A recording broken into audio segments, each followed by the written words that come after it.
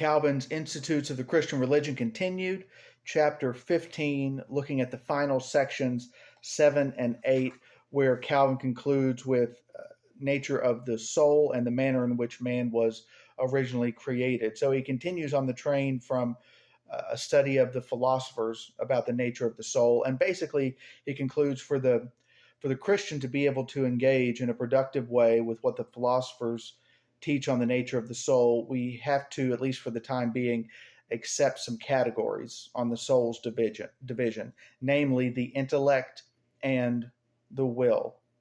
How do we break that down?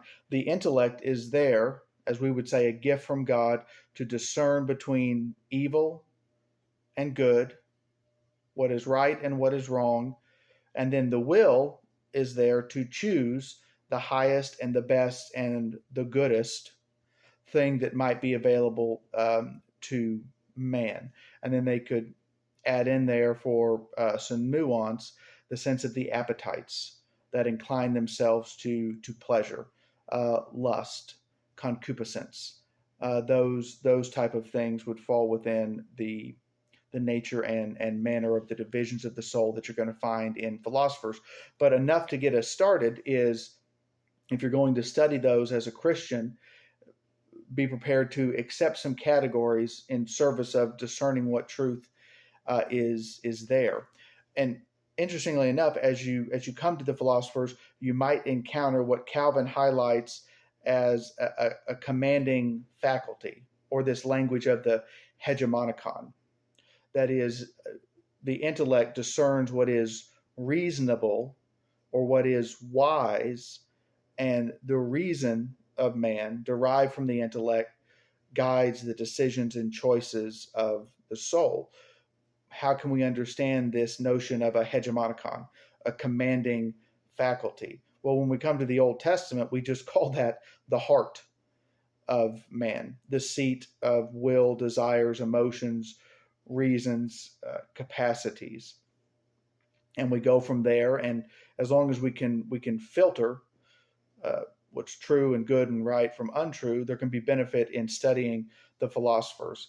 Calvin now ends this section by clarifying the nature in which man was created. And here it bears maybe some repeating, even though he's going to repeat it as the Institutes goes along. If we read the Genesis account, what is before Adam and Eve? That is, what does their soul possess in terms of commanding faculty at the outset? The ability and free choice of either good or evil, of either obedience to their Creator God or disobedience and rebellion to the Creator God. Now, obviously, they're not created with a perfect soul, able to persevere anything, but rather what must we conclude about his nature? That it can and is open to temptation, to disobedience. That it can't fully resist or persist against temptation, but is open to and able to be tempted away from the good toward the bad, away from the righteous toward what is unholy and wicked. And yet, what is the nature and state of man now?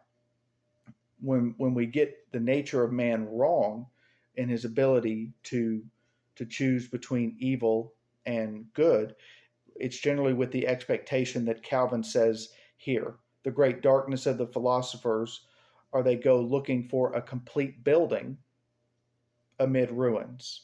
That is, they go in expecting to have a fully remodeled house with new appliances and an updated bathroom and hardwood flooring, and rather the reality of what they find, if they see, is a building in ruins, in tatters, dilapidated, in need of complete renovation and repair.